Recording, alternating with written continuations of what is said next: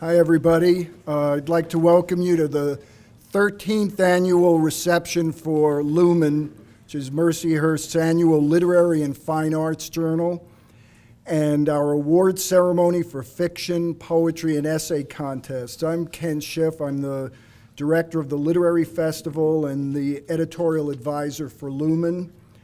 And tonight is the capstone event for the Literary Festival. We started with an on-stage interview with Tony Award-winning actress Elizabeth Ashley.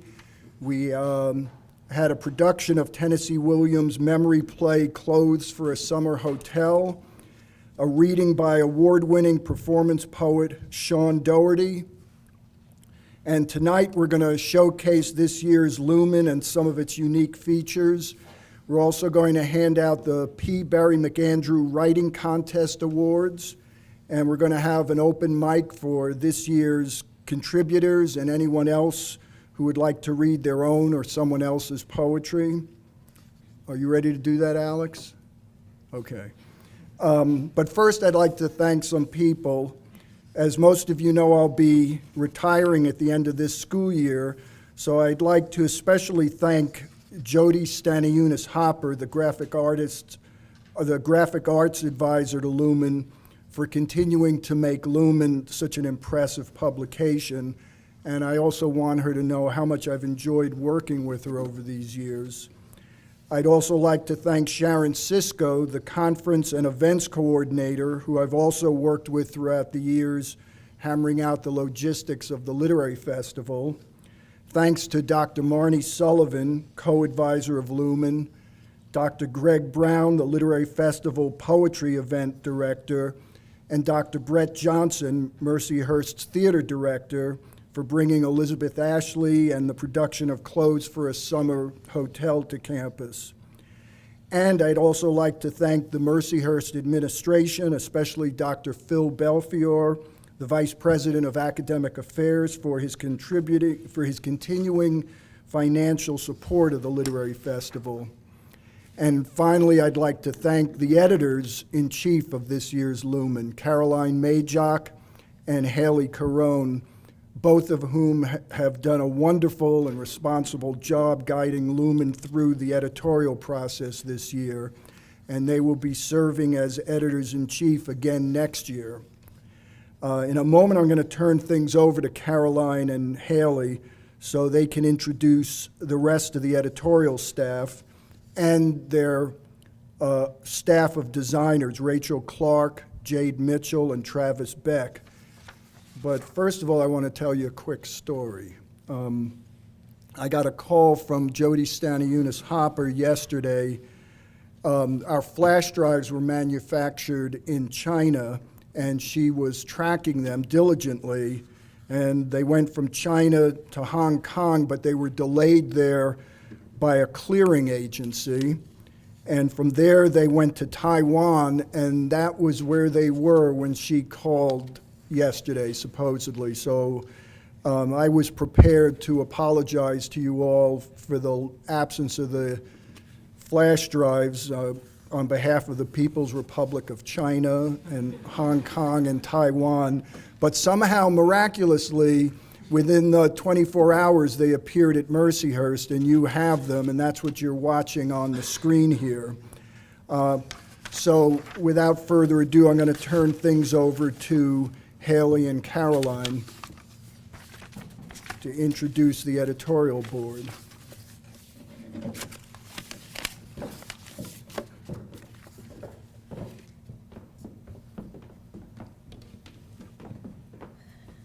Good evening. Okay, so first of all, we'd like to thank the editorial staff, and when we read your name, please stand up so that everyone can acknowledge you. First, we have Will Bickelman, Stephanie Faverio, Naomi Greenstein, Allison Hoover, Samantha Hugar, Caitlin McNichol, Juan Mendez, Chelsea Nelson, Caleb Omer, and Megan Pasilio.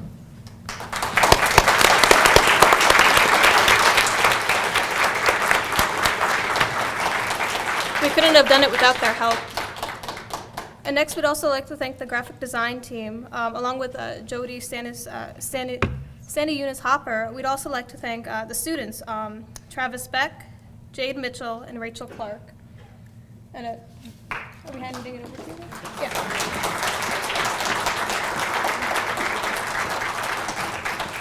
Hello again, my name is Jade Mitchell and I'm a graphic design student. To my right is fellow designer Rachel Clark, and in the audience is our advisor, Associate Professor Jody Stanley Eunice Hopper. Thank you, Jody. I wanted to talk to you a little bit about our inspiration. Our inspiration this year comes from polygonal art and from nature. We would like to thank the English department, especially Ken Schiff and Marnie Sullivan, the Office of Academic Affairs for continuing to finance the Lumen, and thank you to all the students for all the wonderful and beautiful poetry and artistry. There would be no Lumen without you. Before we start the rest of the program, I'm going to give you a short demonstration on how to use the interactive PDF. So first, what you'll do is you'll insert your USB. Your USB will pop up with a folder, and in the folder there'll be a file called MU Lumen 15 Interactive. Drag it to your desktop. We've done so already to save time. The reason why you want to drag it to your desktop is because it will make all the videos and MP3s play faster for you. So after it's on your desktop, you're going to right-click. You'll want to open it with Adobe Acrobat Reader. It's a free download on the Adobe website. Most computers already have it already, so you might, as soon as you open it, you're going to click yes to all the warnings that pop up. Nothing bad's going to happen, I promise. This will launch the Lumen.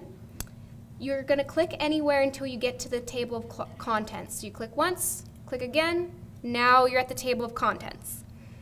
To get to the piece you want to see, you'll click on the numbers and that will take you to the page. So let's go to that first one. Yep. So you enjoy your poetry there, and when you want to go back to the table of contents, just press TOC and that takes you back there. The first 2 pages of the table of contents contain all the material in the printed Lumen, and the last table of content pages contain all of the multimedia, like videos and MP3s. So all of the material that's in the printed Lumen goes up to page 64, and all the extra stuff is after page 64.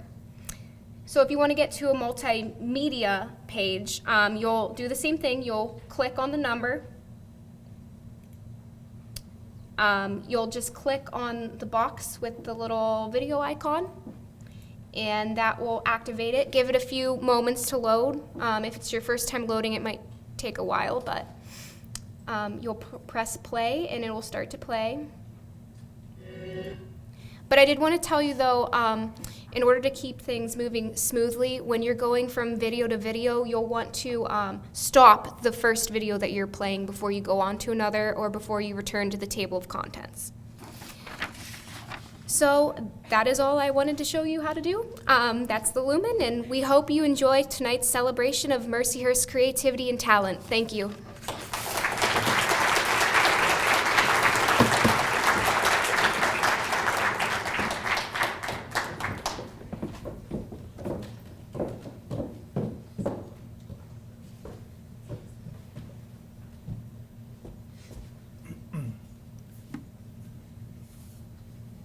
You took my folder. Oh, I'm sorry. You can have it back.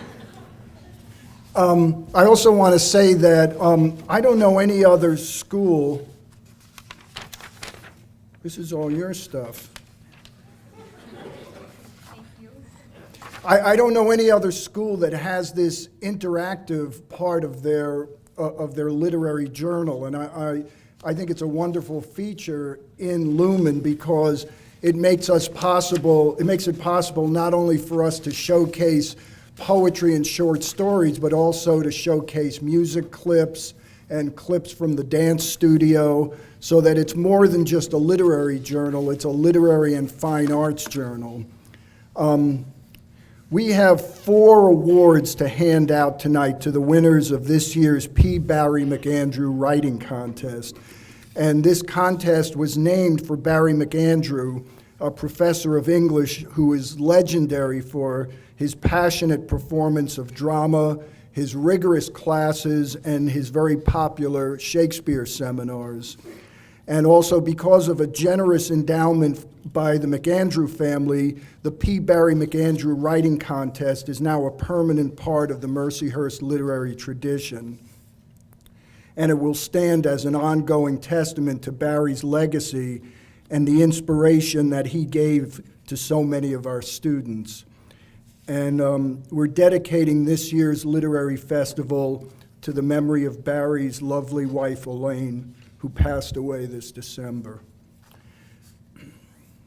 Tonight, we're going to be handing out 3 awards for the best submissions to Lumen, and a 4th award for the best essay on literature written by a Mercyhurst undergraduate. The names of the authors of all the submissions were removed, and the judging was conducted by the members of the English department. And as always, these were difficult decisions because of the high quality of the work submitted. But after much agonizing, we did finally reach a consensus on the winners. So the 3rd place winner of this year's P. Barry McAndrew Creative Writing Contest will receive a $100 check and a framed certificate of award. The 2nd place winner will receive a check for $150 and a framed certificate of award. You can tell I'm dragging this out as much as I can. And the 1st placed winner, in addition to receiving a framed award certificate, will receive a check for $250. And finally, the winner of the P. Barry McAndrew Essay in Literature Contest will likewise receive a framed award certificate and a check for $250. So without further ado, I'm going to now announce the winners, the names of our winners, and ask them each to come up on stage to receive their awards. And I'll ask Barry to come up here to hand out the awards. And while he's making it up here, you should know that when Barry retired, he gave me this jacket. So this jacket is the Barry McAndrew Memorial Awards jacket.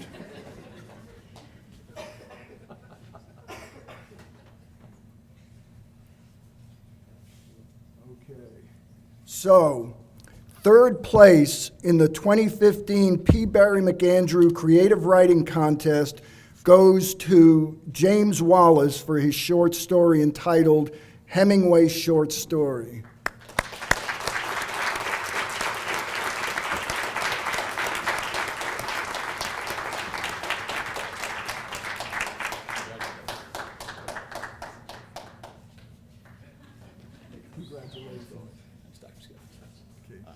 That's it. Okay. All right. 2nd place goes to Caroline Majok for her poem entitled In Slow Music.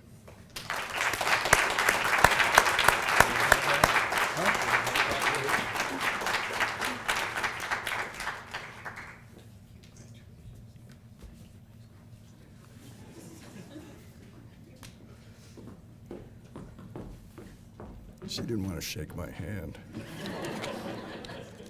And 1st place in this year's P. Barry McAndrew Creative Writing Contest goes to Ryan Kushner for his short story entitled I Won't Go.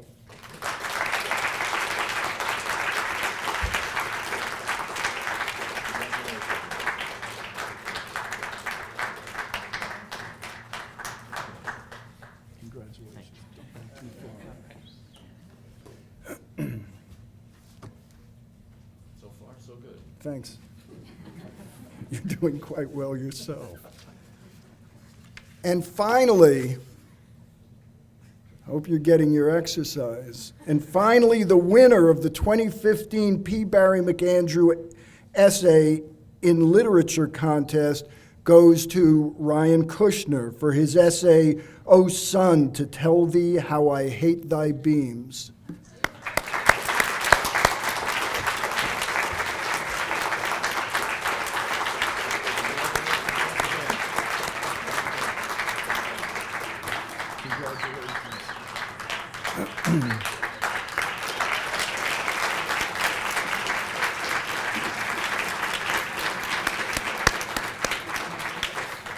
Okay, and I'm now going to turn the program over to Caroline and Haley to start the open mic. And I would encourage anybody and even everybody who wants their 2 minutes of fame to come up here and read a poem that they've written or a poem by somebody else. And come on up here, Caroline and Haley.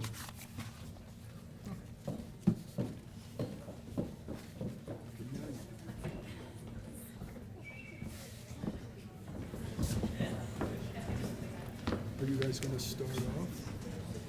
Yep, just sit down. Okay, so before we start the open mic, we have a short thing to do before that. First of all, we'd like to thank all the writers and contributors to this year's Lumen. It's just fantastic this year, and we couldn't have done anything without you. We would also like to thank Dr. Marnie Sullivan, who cannot be here tonight, she's in Ireland, and the rest of the English department. But most importantly, we'd like to thank Dr. Kenneth Schiff, because without him, we wouldn't be here right now. He's put in 28 years of hard work at Mercyhurst, specifically for collaborating with Dr. Rossner 13 years ago to start the Literary Festival. With the help of Dr. Sullivan, Dr. Rossner, and Dr. Riley Brown, we contacted alumni who sent letters thanking and remembering Dr. Schiff. We assembled these letters into a short presentation honoring the legacy of Dr. Schiff. So this first letter is from Hazel Jennings. I think she graduated a few years ago. If you'd like, we will read them to you. She said she may or may not have cried while writing. Dr. Schiff, before I begin, I must ask you, please resist your urge to print this out and write "awk" next to every sentence in pencil. I imagine this will be very difficult for you, but since you're retiring, I think you should take a break from making everything I write bleed graphite. You'll be happy to know I'm doing very well and use the lessons you taught me every day. I'm the first writer on the Instagram design team. It's a dream job and one I wouldn't have without you. I spend my entire day writing, and I have you to thank for so much of that. I would sit in the front row of your class mesmerized. I remember how you structured your classes. You read excerpts from the story out loud, and then we'd talk about it. I told you how much I enjoyed the structure, and you told me, yes, it's called reading the words on the page.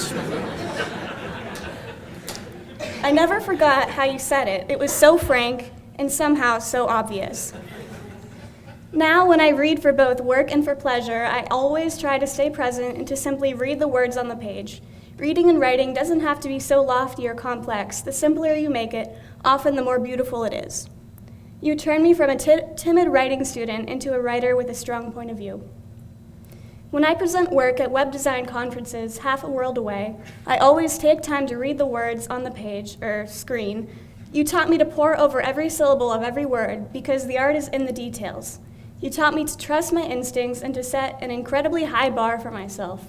You taught me that if everyone thinks you're crazy, it might just be that you're brilliant. Thank you, Dr. Schiff, for making me a writer.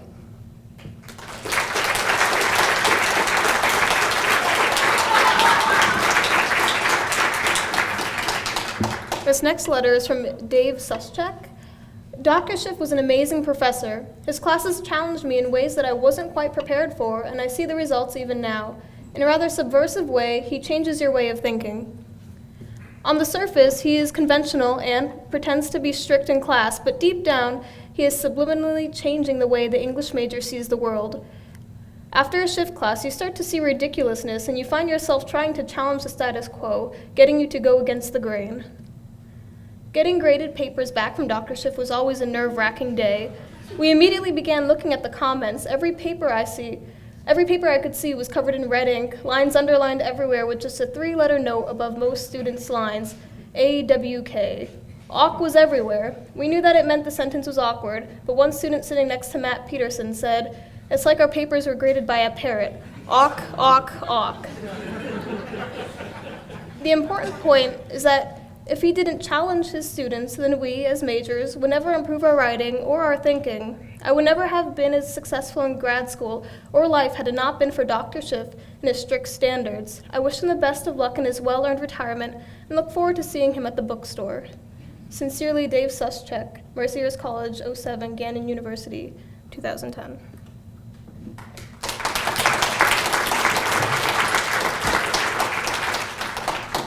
To the Department of English, I'm writing this letter to thank Dr. Ken Schiff for his 28 years of service to Mercyhurst University and to congratulate him upon his retirement. Without the amazing example he set during my 4 years at Mercyhurst, I doubt I would be where I am today, and I am incredibly grateful for all that he has done. To this day, I constantly rely on the insights that Dr. Schiff's classes provided. I am deeply indebted to Dr. Schiff's ability to concisely but provocatively explain the major developments in U.S. literary history, to the literature of each period alongside its major philosophical and cultural movements, and to demonstrate every single class what effective close reading should look like as he leads the classroom in working through key passages of the day's reading. With Dr. Schiff's retirement, Mercyhurst is losing a talented teacher and a tireless advocate for the value of literary study. His passion for teaching and for the material he teaches is infectious, and my memories of his classes have invigorated and inspired me dozens of times. I wish him all the best in his future plans. Sincerely, Ray Horton.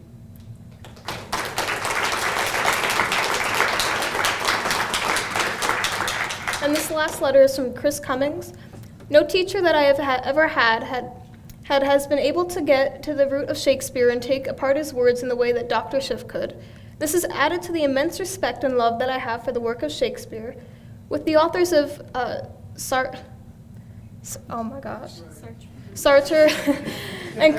and Camus, he was able to make these writings lively and accessible, which is not an easy task. I just wanted to say thank you. Thank you for everything that you have taught me and all the other students that you have ever had over the years.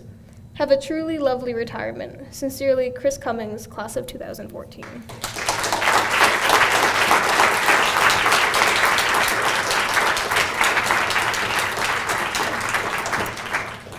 Now we'd like to open up the microphone to anyone who would like to say thank you to Dr. Schiff, but also at this time, we'd like to open up the mic for anyone who is willing to perform or read their own poetry, drama, fiction, or music, or it could be someone else's that you specifically enjoy. But before that, I have a few words for Dr. Schiff myself. He sat up. All right. Well, I just want to thank you for being a wonderful professor and an advisor. I have never really been comfortable with in high school, like authority school figures. They weren't very nice and comforting, but with you, along with the whole English department, I feel like I can just come and talk, professionally and personally. And I'd like to thank you for that, to know I always have someone to talk to about my day or about my paper or about Jack Kerouac's Buddhism. I'd also like to thank you for encouraging our writing in fiction and just, for all the other students, to have created and been a part of the Literary Festival in Lumen. You've been able to, I'm sorry, I'm very nervous. I realize I'm saying now. I'm very conscious of it. But you've created this thing to showcase a lot of student talent, and that's just amazing. And I'm glad that we can see, everyone's work over the years.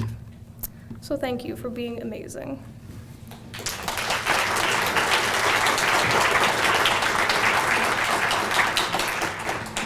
So I'm going to read 2 poems tonight, but first I'd also like to thank Dr. Schiff. I think it's incredible what everything he's done for the school and for the magazine and for starting the Literary Festival. Dr. Schiff and I also have a very interesting relationship talking about politics and things at Mercyhurst, which has been a very important relationship to me in my college life. So I will now read a poem. First, I will read one called Petition for Old Trees.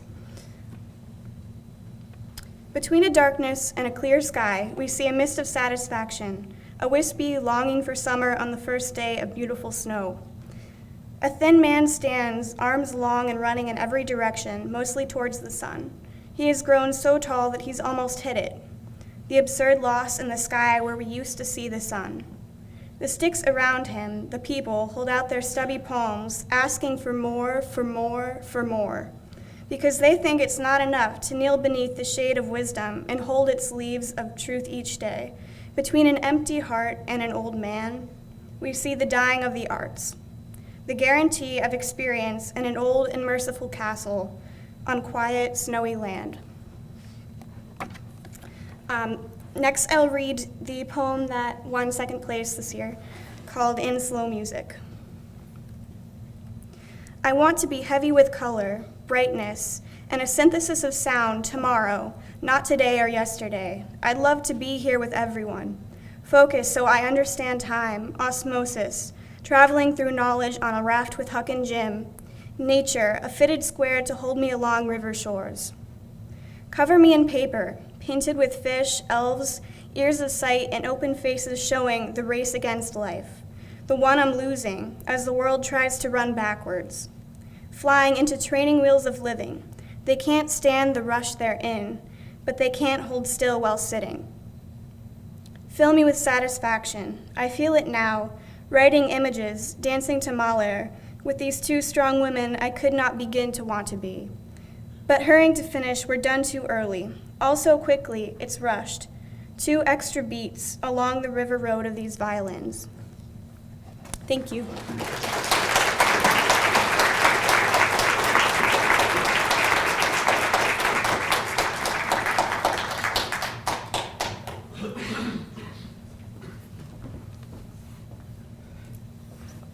I didn't submit anything to Lumen, and I don't have anything prepared. I just, Caroline and Haley mentioned coming up and saying something about Dr. Schiff, and I did want to say something. I graduated last year as an English major, and in my sophomore year, I took modernism with Dr. Schiff, and my first paper I got back from him, other than the enormous amount of awkwards that's throughout the entire paper, I remember meeting with him and him saying, "Are you an English major?" Because this isn't an English major paper. And it actually pushed me to work harder, and it made me become the successful English graduate that I am now. And I just want to say thank you, Dr. Schiff, for everything that you've done over the years, for every student that's come through these halls. And I do wish you the best of luck and a happy life in your retirement. Thank you.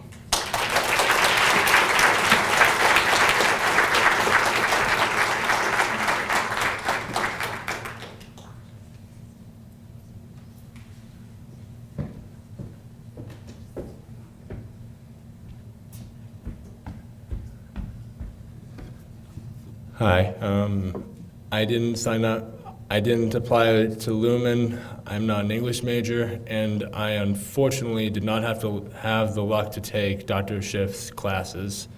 However, ever since I got here last year, I've heard from everyone I've talked to how great Dr. Schiff's classes were, how great of a teacher he is, and despite how hard he grades, how much it really helps people.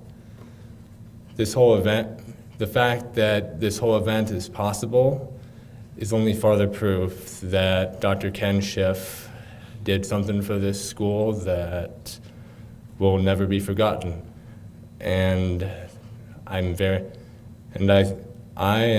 sure all the rest of the students in this room, thank you for your 28 years of great service to educating students like ourselves here. Have a nice retirement.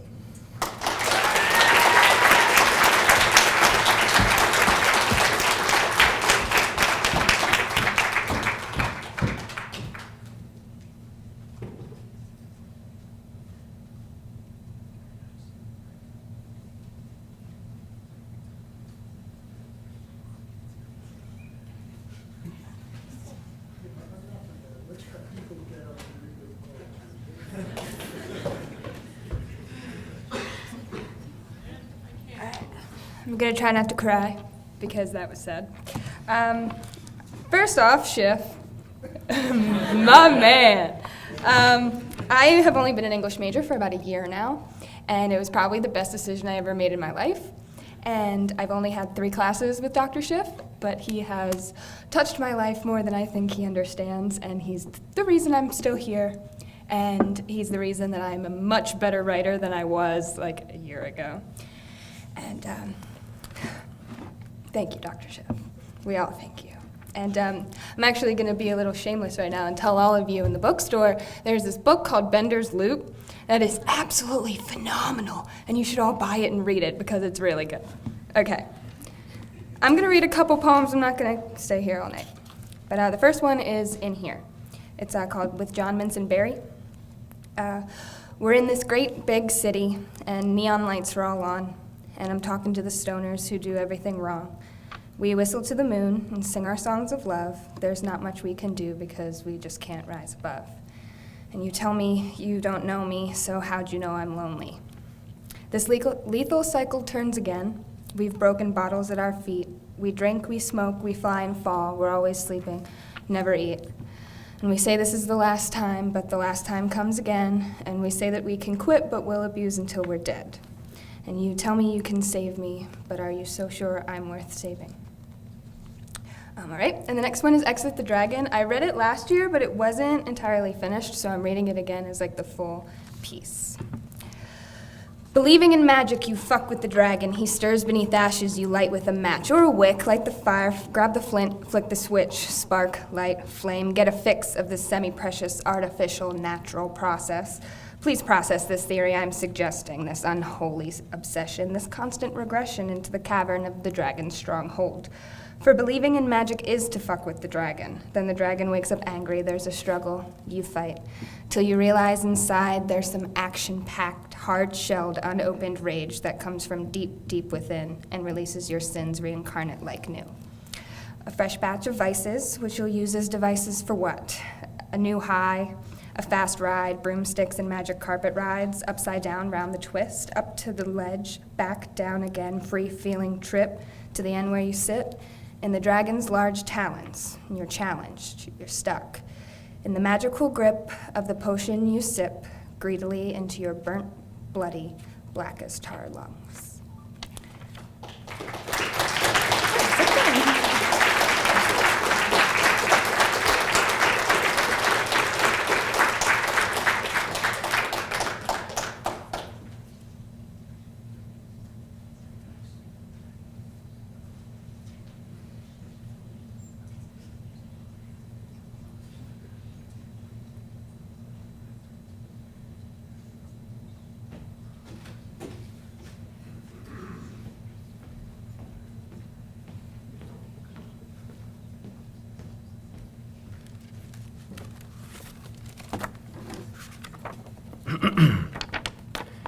Good evening. My name is Eric DeLeo, a 2009 graduate of Mercyhurst English program. You might recognize me from the list of graduates on the English department page of Mercyhurst's website, where my name is misspelled and an institution I never attended is listed for the place of my graduate studies. I can see I'm remembered fondly. It's hard to believe that 6 years have passed. I see some of us, me, have aged better than others, Dr. Rosner. I thought that perhaps the next time I'd be on stage at a Mercyhurst function would be when I was asked to deliver the commencement address. I suppose this will do. As was alluded to earlier, Dr. Riley Brown reached out to a number of alumni and asked if we would be willing to share memories of working with Dr. Schiff. Since I happen to be in Erie today, I thought I would share my memories in person, if you will all indulge me. If you know Dr. McGurk, I'm sure she would tell me that I should have all of this memorized. Well, I'm also sure that this is not the first time I will have disappointed her, and she's not here tonight anyway. Toward the end of my senior year of high school, I remember my English teacher, Melinda Holliday, telling me that when I went to Mercyhurst, I had to meet Ken Schiff. My first encounters with Dr. Schiff came early in my freshman year in entry-level English classes. I remember Dr. Schiff being pleased with me and telling Dr. McGurk, my advisor, that boy really understands Voltaire's Candide. Dr. Schiff would not always be so pleased with me. For instance, I remember in late 19th century literature, we read Huckleberry Finn. I remember one class in which we were discussing a piece of criticism opining on the relationship between Huck and his dear friend and companion Jim. I remember stating in a way that I will mercifully refrain from repeating verbatim here, what I thought were a couple fairly self-evident and fundamental points about human anatomy and development, and I argued that what was suggested in the criticism might betray Mark Twain's realism. I remember a few seconds of agonizing silence after I finished my statement. I remember Dr. Schiff putting his hand over his face and moving from standing up to sitting down on a table. I remember watching poor Sister Juliet's face transition from confusion to some melange of horror and disgust. Forgive me, Sister Juliet. I remember Dr. Schiff saying that he was afraid to call on me after that. I remember sometime later in that course reading The Awakening and expressing my opinion that any alleged awakening was undermined by Edna's continued exploitation of numerous black servants who still catered to her every need. I remember Dr. Schiff telling me that I had a knee-jerk reaction to the novel. He drew a crude outline of a brain on the chalkboard and told me that, Mr. DeLeo, part of the benefit of our evolution as humans is to be able to utilize our entire brain to think and not simply use the amygdala, as he circled various parts of the drawing. I remember my eyes narrowing. I remember the following week during the discussion of a different book making a comment that Dr. Schiff perhaps deemed worthy of coming from my entire brain. He told me that whatever it was, he hadn't thought of that. I remember telling him that perhaps we could meet before class sometimes and I could give him some tips. Dr. Schiff said, "Do you really want to do that?" I replied cheekily, "Actually, I think the less time I spend with you outside of the classroom, the better it is for me personally." Dr. Schiff said, "See me after class."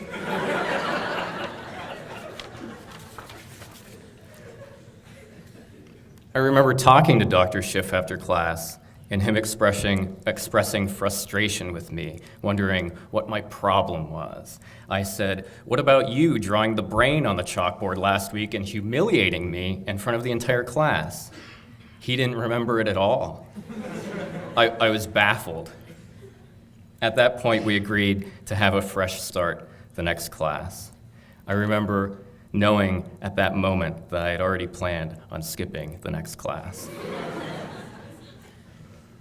After sophomore year, Dr. Schiff and I took a bit of a break. During that time, I remember borrowing from a friend Ken Schiff's first novel, Pass and Go, and never returning it.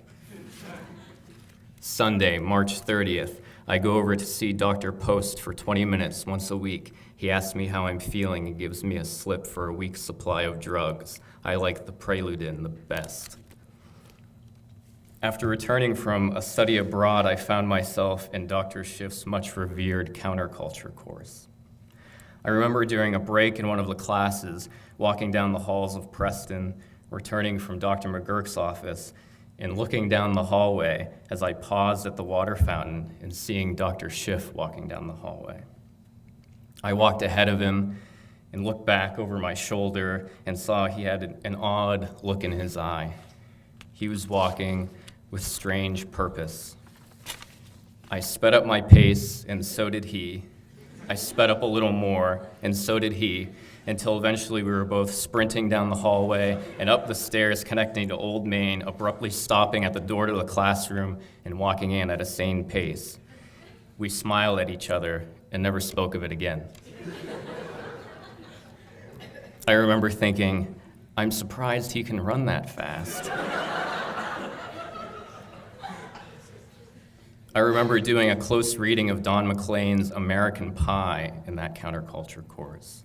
I unfortunately remember doing a close reading of Don McLean's American Pie in that counterculture course. I remember after delivering my senior English project, Dr. Schiff telling me that I should become a stand-up comedian. I don't remember thinking that my senior English project was supposed to be funny. Over the course of my time at Mercyhurst, I like to think that I redeemed myself in Dr. Schiff's eyes, if he remembers me. I will close with what might be my favorite memory of Dr. Schiff and what might be a welcome respite from my self-indulgent rant, as this story does not directly involve me. It came in what I think was 20th century fiction. We were discussing death, naturally in the context of some existential work. I remember a student whom I will not name expounding on a novel theory that, well, it's not certain that everyone will die. There was some back and forth between him and Dr. Schiff. Dr. Schiff saying, "I'm pretty sure everyone in this room will die someday." As the student went on, he posed a question.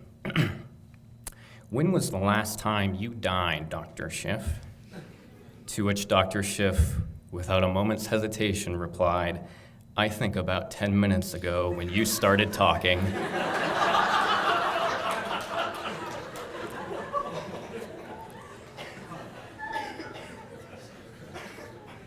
It was John Torelli, if you ever see him. If you ever see him, he used to be the manager at Kohl's up at the Mill Creek Mall.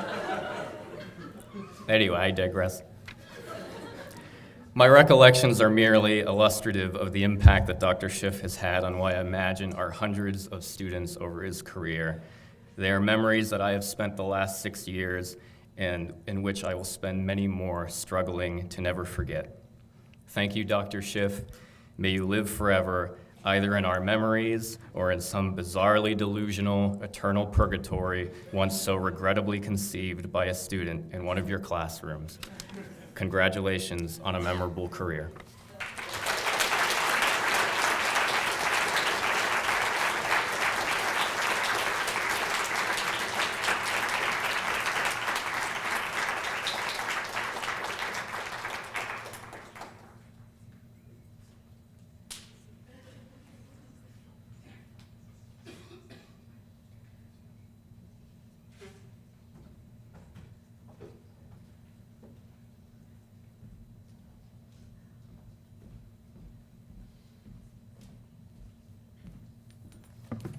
Unfortunately, I've never had the pleasure of meeting or taking one of Dr. Schiff's class, but congratulations anyhow. My English teacher posed that I come up here and speak because poetry has been my way of expressing sense for like the last 12 years. But I've never actually read it to anybody.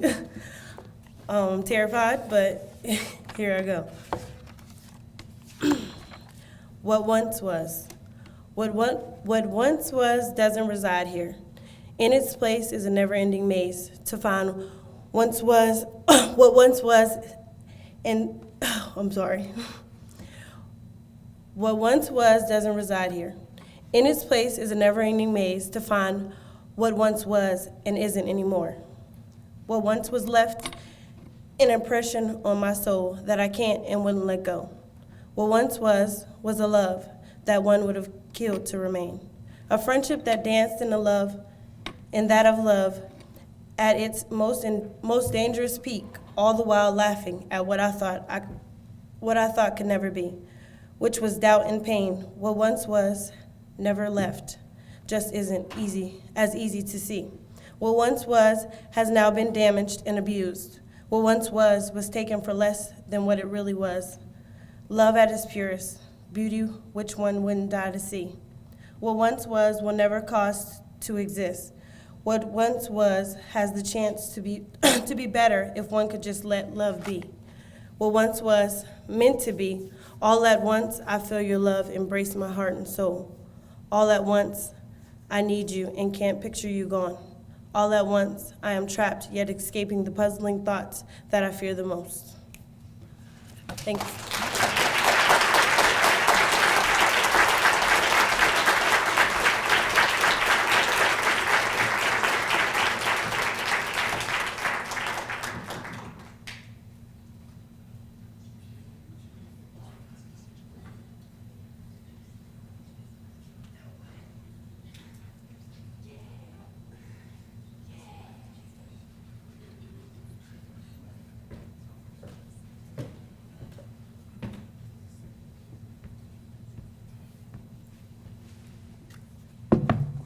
Good night, everyone. My name is Christian Jihoon, and I'm going to read The Cycle of Papa Boa. Sometimes in life, my wolves wage two wars inside me. They're one and the same, but as different as the ocean tides. They have experienced different feelings, but know exactly how to deal with each other's lives. They're brothers and lovers. They hear whispers in the trees and can smell fear and pain from a mile away. They talk to the owl for the wisdom he provides, and to the bear for the troubles they bear inside. They walk on the faces of the mountains and howl at the moon, watch the summer rains and the spring flowers bloom, and then they watch some more as they get ready to die. As darkness closes in and eternal night covers the sky, the heart tree sings a tale of sorrow never told, one that is heard but only from the soul. So, open your ears and listen. Close your eyes and see. Touch from a distance and taste with your feet. Never leave where love dwells, for hate is hidden in the deep. No more Mama Wolf, we're all on our own. It's time to move on with our lives, the hunt goes on alone. Big and fierce they appear on the outside, with razor-sharp teeth and claws, but soft is their heart on the inside, for all the love that leaves sores. Give them breath and see them come to life. Watch them leap and take flight, for yin and yang have lived an eternity in one night. Dim lights appear as eyes begin to open and close. The old man of the forest sits in his chair rubbing on his nose. His beard provides a home for the little seeds to grow. He looks down and hears the sound, small creatures all around, but the courage that they show is much bigger than their fear, you see, with feet that pitter-patter like the sound of raindrops on the leaves. He rocks back and forth, moving in and out of sleep. He can't make up his mind as to which reality he likes more, the one in his dreams or the one he lives for.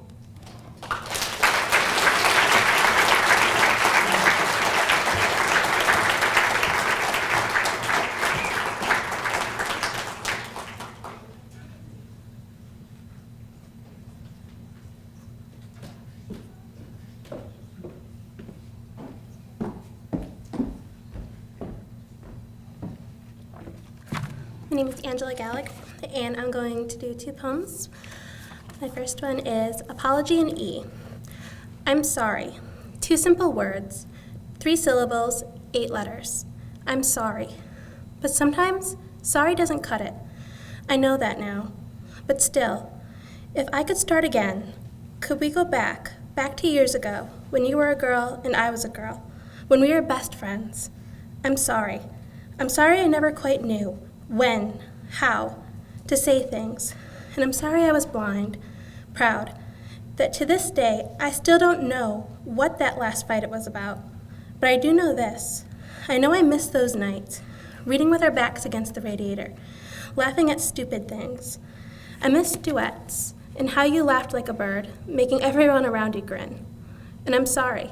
Sorry I broke it, broke us, shattered it into a million pieces, beyond all hope of repair. And I'm sorry for that. And sometimes I wonder if you are sorry too, or if you have retreated far behind walls so high that Joshua could not bring them down. But still, I need to say I'm sorry, even if you will never hear, because by saying it, I'm letting go. Sorry. And then my other poem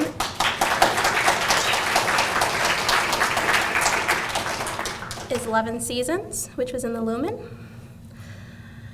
Winter, Sean. I still don't know if you ever realized, I never loved you. You were a storm, all movement and words, blowing through my life while I was still finding my feet, making me fall and skin my knees, while telling me it was for the best. Because you saw the world as something to fight, as though the sunset was merely ozone and dust. Well, I saw the movement of sun as hope. And yet, I still tried to love you because I was convinced that love could be learned, like piano, chess, and no one told me otherwise. You spoke of how your hopes and dreams had fallen and how we had to fight the world while slowly breaking my dreams as well. And now I wonder how I could ever have thought that was love. Because love is giving and love is listening. Love doesn't drown you, hold you down, stop your breath, cause your heart to freeze, like the sleet on my face the day you said, I wasn't good enough for you anyway. Summer, Andrew. The summer I met Andrew, all the trees were in bloom, and I was not. The summer I met him, I was a shy, quiet girl, and he was song and movement, taking my hand and tugging me into a world so alive and different, a world I had stood outside of my whole life, had waited for, hoped for, but had always been too afraid to try. Yet with a gentle smile and a voice like rain, he spun me around the room, and for a second I wondered if heaven was a basement room with paint-peeled walls and theater kids. Andrew never knew how much that moment meant, that in an instant he had brought sunlight into all the shadows of my life. Because sometimes a summer can feel like a year, shattering the ice, frozen so solid inside me that I thought the North Pole would thaw before I did. Fall, Emma. She was a fall, tumultuous and ever-changing, like the leaves carried away by the wind, catching in her auburn hair. And yet I fell, because I was lonely and my heart was cold, and with her in my lap I was warm, fire tracing up my skin, burning like an autumn fire, crumpling me into ash, because like a fall she came and went, sudden like a snowfall in October, clasped hands changing into bitter words, and laughter to tears. Emma was a fall, and I fell for her, so hard and suddenly, like the leaves falling from the trees, with the end hurting, breaking, feet stepping and crushing me, into powder and ash, leaving only this faint scent of fire, of desire. Spring, Antonia. It was like a spring, a soft rainfall of hope, watering the desert wasteland of my heart, slowly, so that I didn't notice until the roses began to bloom in all the corners of my heart. She came suddenly, like the first melting of the snow, and yet she promised something more, that like the spring, like the flowers that return each year, fighting through snow, she would stay, because like spring she promised that life, that love, never really ends. Sometimes it just sleeps, waits, until the time is right to bloom again, because some people are worth melting, thawing for, and for her I melted, so quickly, my heart flooded with feeling, flooded with her.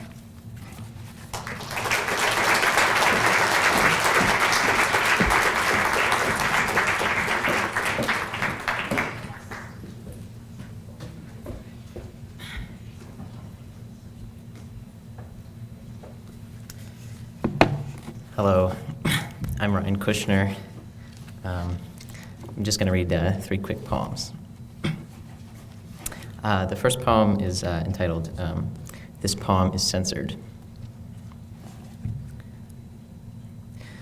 The lyrics to this poem have been censored due to content unbefitting a poem, or anything else for that matter. For not only did they compare a woman's breasts to a jar of olives, but they juxtaposed an autumn sunset with a bull being castrated in a Swedish river. They were devoid of any discernible meter and repeatedly alluded not to Homer, but to the live-action version of Scooby-Dooby-Doo. The lyrics cried out for truth, but then apologized, and spent several stanzas complaining about a persistent rash. Indeed, the poem managed to offend and belittle every nation, race, religion, and hairstyle in what seemed to be an unsuccessful attempt at heroic couplets, which appeared only after a confusedly erotic reflection on Gertrude Stein's blazer. This poem is censored because it succumbs to every cliché and compares heartbreak with a tennis ball covered with olive oil. This poem is censored because it contributes nothing to anything. This poem is censored because of its awkward use of anaphora, and for its clear lack of inspiration, or even an effort for ambiguous purpose. It is this publication's express hope that no soul ever be subjected to this poem's obliviousness, narcissism, incoherence, plagiarism, desperation, repetition, or its relentless promotion of Arby's new Hawaiian roast beef sandwich, which is delicious. Or perhaps, most importantly, the poet's fundamental lack of understanding of what it is to truly be alive.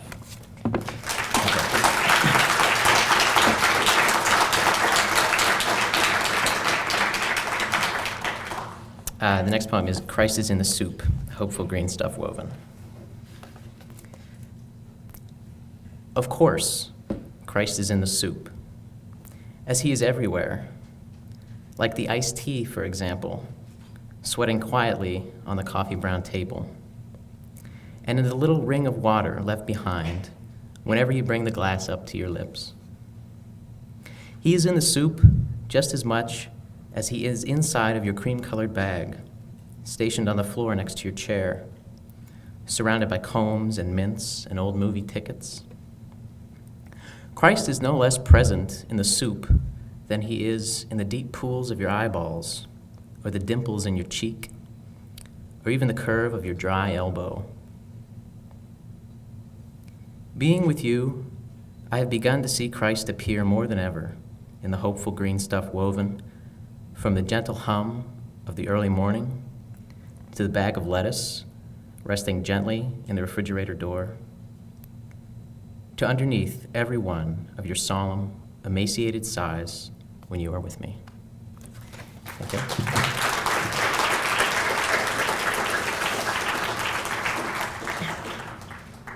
This final poem is called Death is in the Kitchen. Death is in the kitchen, and he is making me breakfast. He asked me how I would like it. Peacefully, I said, preferably in my sleep.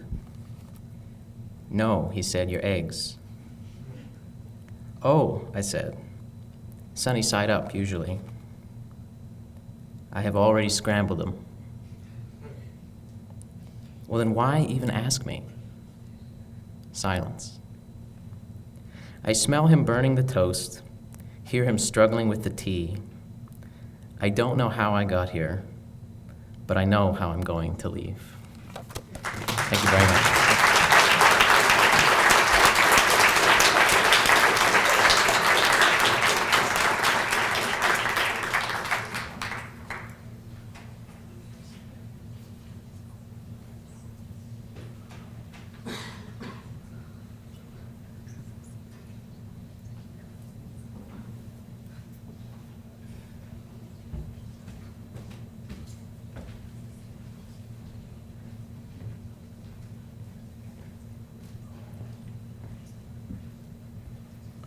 I'm going to be reading one of my friend's poems. His art spans many canvases. He also has tattoos, so if any of you are looking for somebody, look up Jess. This poem is called Would You Kindly? You can kill me, but you will never have my city. I chose rapture. God did not plant the seeds. I did. The man in Washington says it belongs to the poor. The man in Moscow, it belongs to everyone. The parasites claimed the land, it burnt to the ground. You are my greatest disappointment. Enter. The assassin has overcome, a man or a slave, a season for all things, a time to live and a time to die. A man chooses, a slave obeys. We all make choices, but in the end, our choices make us. Obey.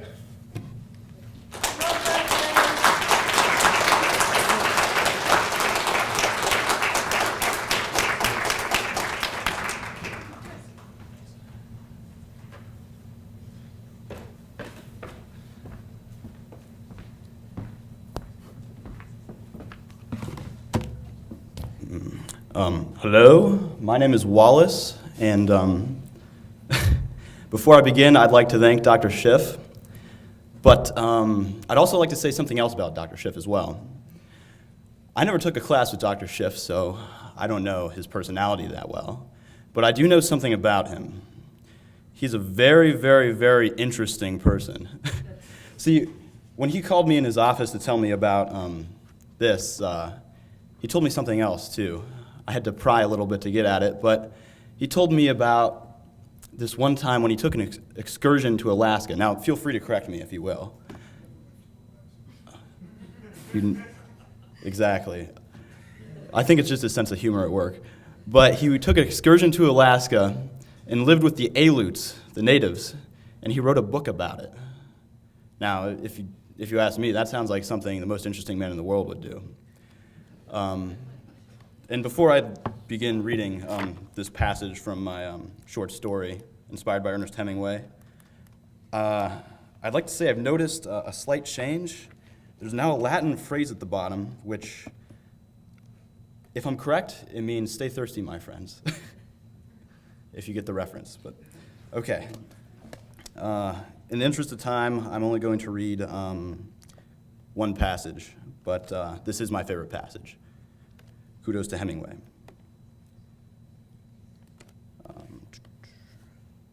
A strong summer Spanish night gust swept through the field, blowing the tall grass almost perpendicular to the ground. Gracias a Dios por la noche, Sam Corbett thought. Otherwise, I'd stand out like a wart on a woman's ass. The gust died down, and he concentrated on the task at hand. All I need is a sign, some kind of sign he's in those trees. Sam crawled closer. Better to be right under the bastard's nose. He's good, they say. He's real good. I may be the gran cazador, but that's the irony. He's no buffalo. He's no lion. He's a little stealthy bug that stings his victims and causes them to die a slow, painful death. They call him alacran because he's un moro and because he shoots his victims in the lungs so they slowly drown in their own blood. A slow and painful death. Damn sadist. Doesn't just shoot them in the head or the heart, but he makes them suffer. General Rostov got it last week, along with dozens of officers before him. So then they send me to go and stamp the bastard out, the hunter against the scorpion, the bug that crawls up the hunter's leg, and he doesn't know until it's too late. He who defeats the grand is in turn defeated by the puny. But I can't think this way, Sam Corbett thought. Anyone who thinks fatally meets his own fate. No, that can't be. Everyone who thinks about his own death. Everyone's afraid at some point. It's the man who openly talks about it who always seems to get it. Like a damn self-fulfilling prophecy. The man who lives may be a cynic, but he keeps to himself his fears and does whatever puts him in a position to survive. That's why I don't regret looting those burned out homes or those corpses. A man can't be driven by sentiment. If something still has practical value, it's better to be utilized than ignored in the name of closure. Best way to honor the dead and desperate is by using what they cannot. With the last fleeting thought, Sam remembered the story of the rifle he clenched between his hands. It's a nice rifle, he thought. Damn fine. Damn accurate, too. It used to belong to a Russian until the guy got it. Picado, by the Alacran. Some old man pulled him down from his nest, warm blood spurting from his mouth intermittently, like water gushing from a hot spring. Poor lad tried to say something, but nobody knew Russian. Even if they did, they wouldn't make it out anyhow. But the Russians in command had decided to give this gun to whoever was assigned to kill the Alacran. Que Dios te bendiga, said the old gypsy in the cantina. That gun smells like death. Cazador, you ought to use a different gun. Well, all right. So I'd like to say thank you for the inspiration to Ernest Hemingway and to Kenny Chesney for writing Hemingway's Whiskey.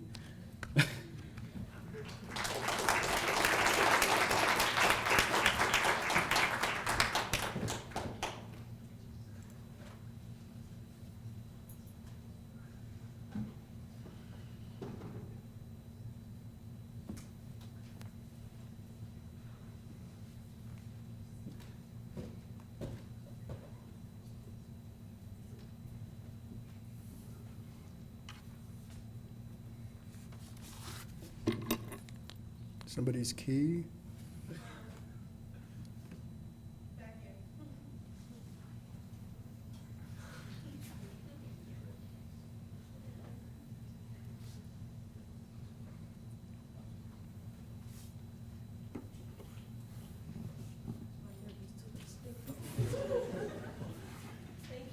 Okay, I want to thank you all. I also am very grateful to all those testimonials. I'm very moved by that, but I'm still not coming back.